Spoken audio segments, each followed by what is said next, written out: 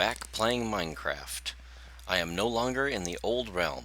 Although I am a little bit attached to some of the buildings and monuments I built, overwhelmingly I was just not in love with the mushroom biome anymore. Its lack of biodiversity was depressing, and the fact that it had no mobs made everything pretty much on peaceful mode.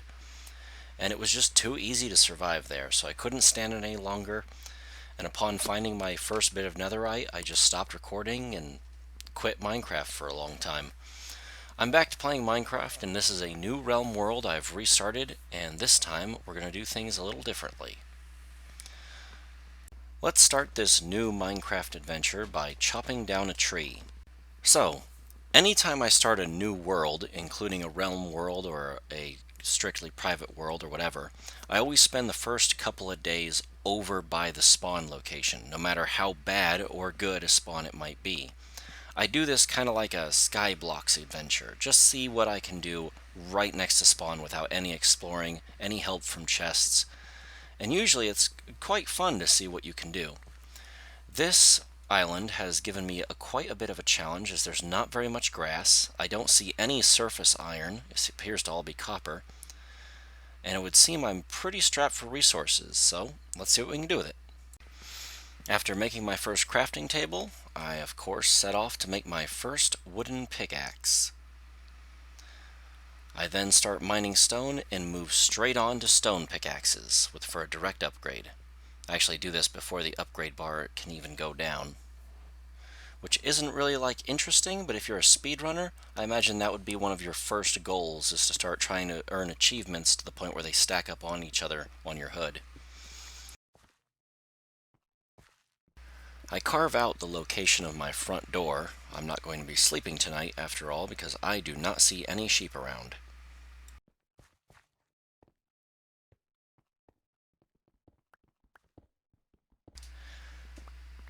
I'm not going for any particular shape or design for the start out home. That's kind of what makes them fun, is that they're all very free form and I really have no idea what it'll look like once I get started.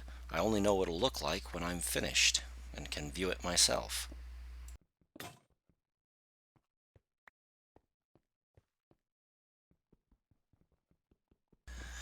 What is your tradition with your first wooden pickaxe? Most people usually only break 3 blocks with the darn thing. Mine is to cook it into charcoal, using it for the fuel that cooks the first log into the first piece of charcoal, if I don't find coal. Other than that, it's usually used to cook my first meal. Then the charcoal is used to cook all the other logs.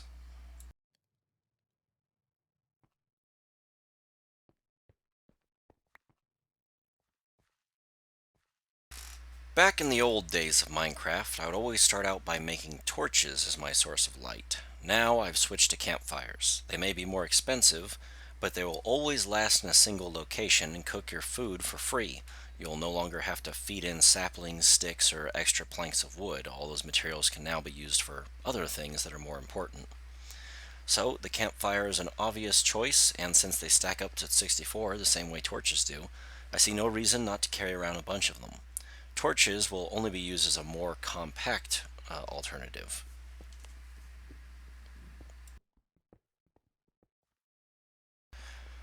Another benefit to campfires over torches is that torches are literally everywhere in Minecraft, and because they're the cheapest form of light source, you'll see them quite often. Campfires, on the other hand, because they do damage, can cook your food, and are animated slightly, always take up a lot of the appeal, and you have to kind of center your entire little start out home either around them or have them in their own little fireplace nook. And that just improves the aesthetics, even in a boring room like this, where there isn't really much of anything in it. It just makes it feel more like home.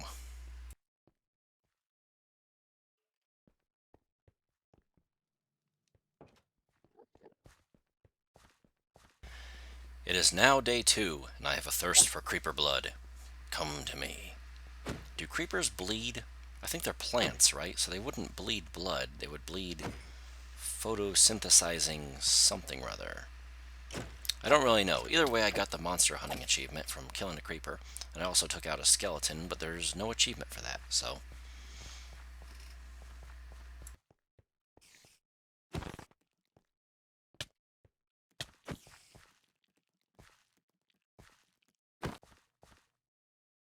My thirst of blood cannot be quenched on hostile mobs alone, so these fish are my new dinner plans.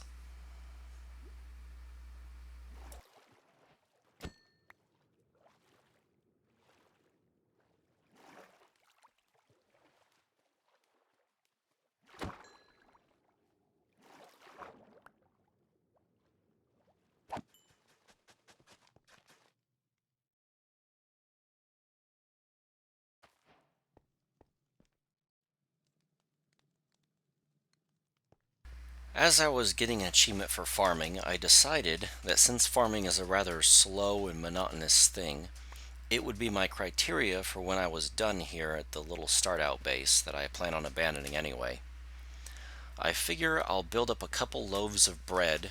Bread is a high tier food item. It is difficult to produce in large quantity when you're first starting out, and it's also difficult to store up as you are constantly having to eat it in order to survive. So, once I have an arbitrary number of bread, I imagine 10 or 15 should be good, then I'll head out and find the next base. Until then, I'll be surviving here and trying to stockpile.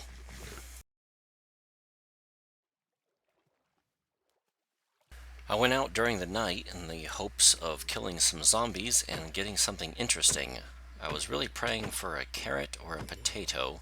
No such thing dropped, but I did find a small patch of sand, so I'll go ahead and harvest that so I can get some glass.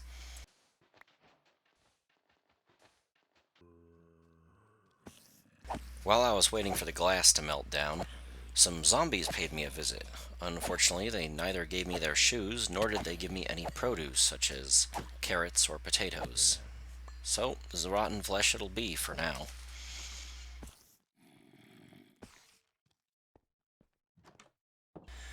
I ran out of my home in the middle of the night in the hopes of getting water. Right now, the mob spawns really aren't that bad. It's only night 3, so I don't know why I'm running. But either way, I filled up the water bottles and ran home in the hopes of using those water bottles to water my crops.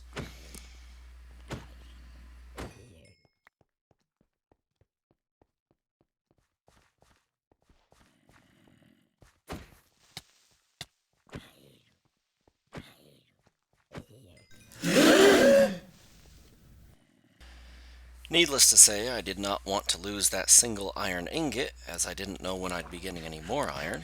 So I went and hid in the water to heal up and pull the creepers as far away from the ingot as possible.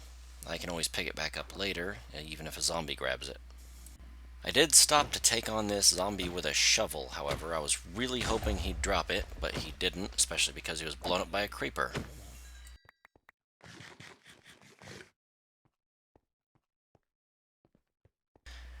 This single block of iron contains many possibilities, one of which is a shield, and that is a possibility far too tempting for me to give up.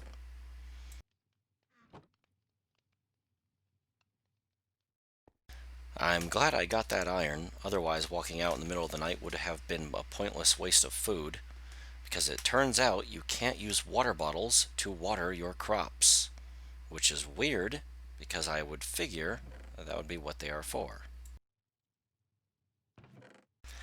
I'm saving most of my food by eating rotten flesh. While I'm poisoned by the rotten flesh, I don't move and I just let my hearts regenerate.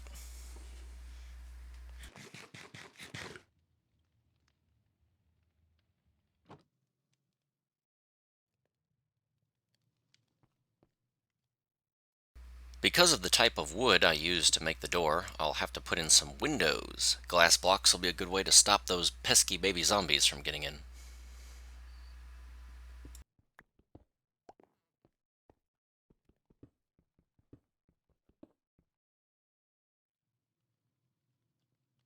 My crops have to go unwatered most of the time. That's because I don't have enough iron to make a bucket, and for some reason I can't pour out the water in this bottle. But that's okay. Bone meal exists, and it'll keep me going, but I do not think it'll get me a surplus.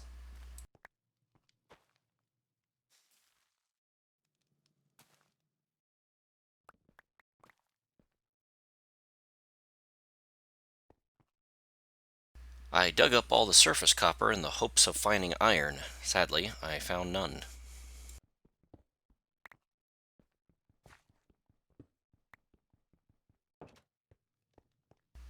I spend some time at home cooking fish. Didn't find any iron, but that's fine.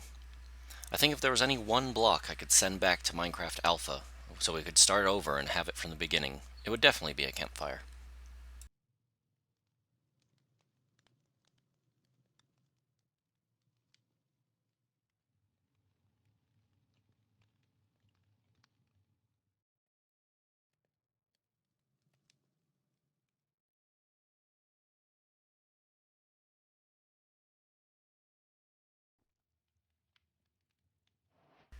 After dinner, I used the copper I had to make myself a little bit of an awning. This serves no functional purpose and is purely decoration.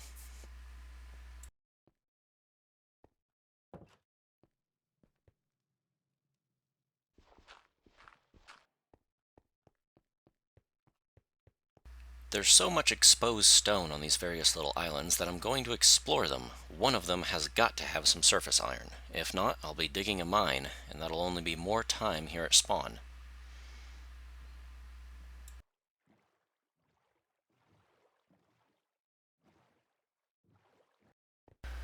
While exploring, I spot a small cave. I suspect there could be iron inside, so I decide to take a look for myself.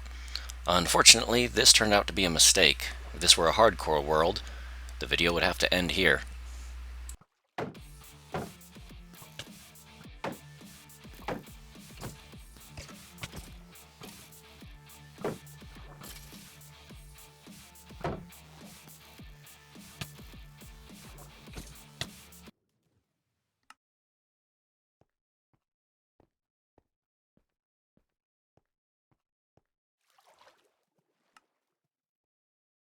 I find my way back and the skeletons have despawned, so I can just pick up my stuff without a fight. Also, there was iron in here. Overwhelmingly, it wasn't worth it, and I should have treated this with more caution. I like to pretend that my worlds are hardcore mode, even though I know they can't be, because they're realms.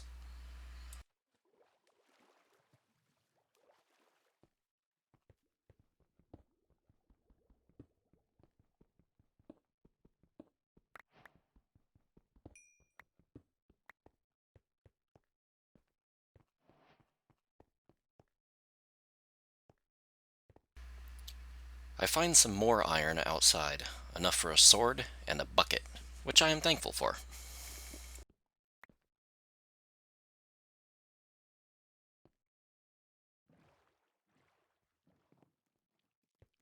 I have the water bucket. I am unfortunately unable to get water as this creeper is being annoying. And I can't seem to get out of the house without him suddenly exploding on me, so looks like I'll be waiting for him to walk away.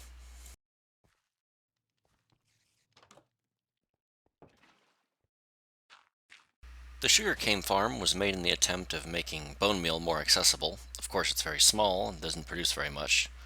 I would say in all it only produced about 2 or 3 pieces of bone meal in its entirety. Really wasn't worth doing.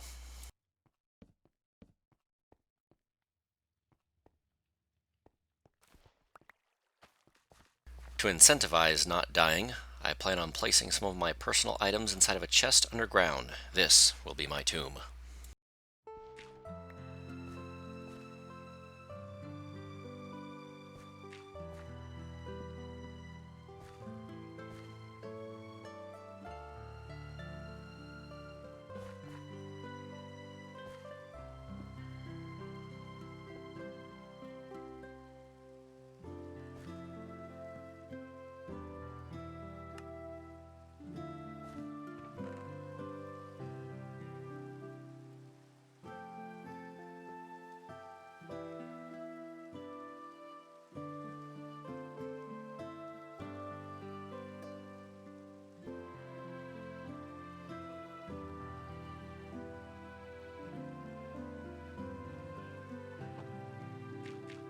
What can be said of a man who is the only mourner at his own funeral?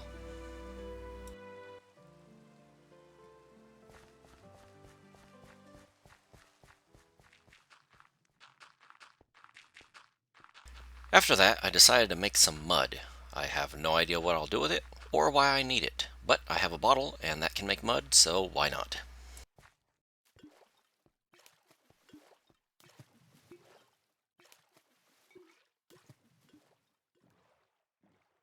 At long last, I have 10 pieces of bread saved up. That is my personal marker for being able to venture off. I have officially survived in the first location. Having this bread saved up required me to eat zombie flesh, munch on spider eyes, and do pretty much anything to avoid eating the bread, but it is technically a surplus of food, and I can now venture off. In such an inhospitable environment, it's a miracle I survived it all. Well, technically I didn't. There is a version of me buried back there, but that was from a skeleton.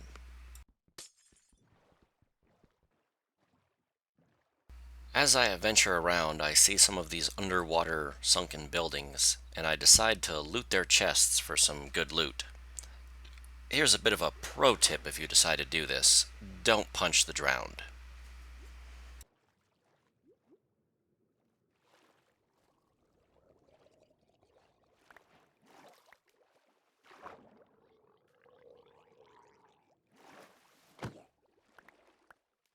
Me hitting the one lone drowned causes more to spawn instantly, and they begin to swarm me.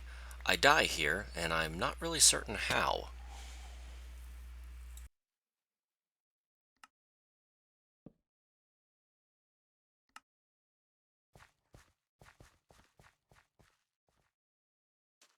Getting my stuff back required some work on my part, but after I did it, I found a treasure map down inside the underwater ruins. Then I realized I'd forgotten to hit record. I also found a fishing rod of mending and a helmet.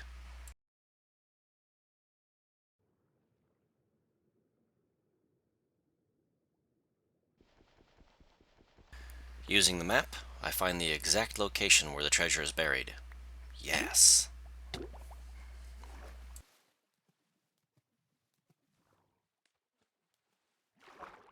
The treasure chest is revealed to contain gold, iron, and my very first diamond. Heck yeah. Also, there are two bottles of underwater breathing. I don't know if those would come in handy, but I'm taking them anyway.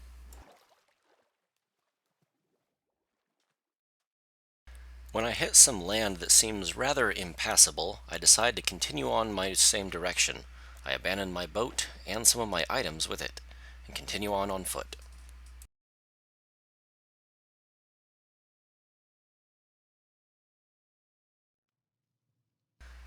I killed enough sheep to make a bed, and decided to make the double campfire. I'll be cooking food and sleeping under the stars.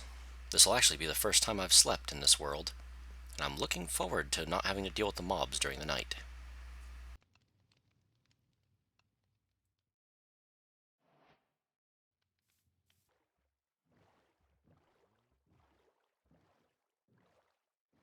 On the other side of the island, I was forced to venture back into the water, where I bumped into this interesting little biome.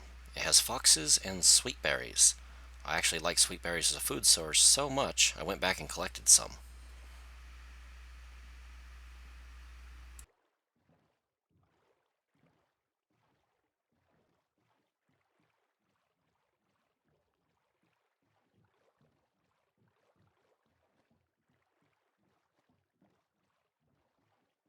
I pass by this tiny island which has an azalea tree. That marks the entrance of an underground lush cavern. I'll probably be back to collect that azalea tree along with the moss inside the lush cavern. It's a good resource and I like having it.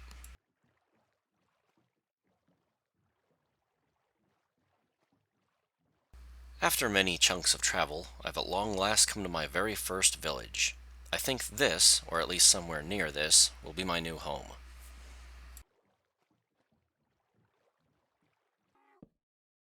On top of a mountain looking over the village, I settle in and put my stuff away. I think this will be my new home, but first, before I make it my new home, I've got to go back and grab some moss blocks. I'd really hate to leave that resource behind, as I find them quite useful for digging.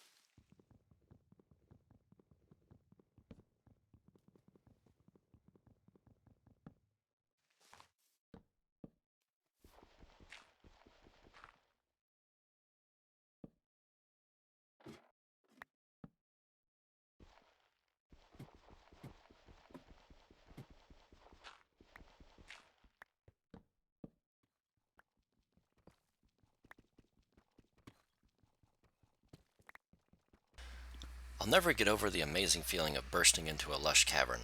You're so used to breaking into the darkness that the light is a refreshing change.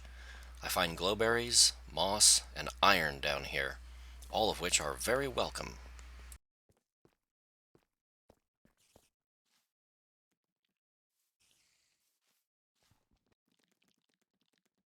I also find a spider dungeon, which I loot for all its goodies.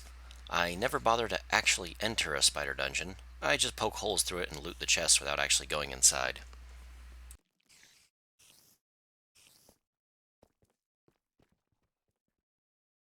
After I grabbed the moss, the glowberries, and various other things, I came back home and I decided to end the video here.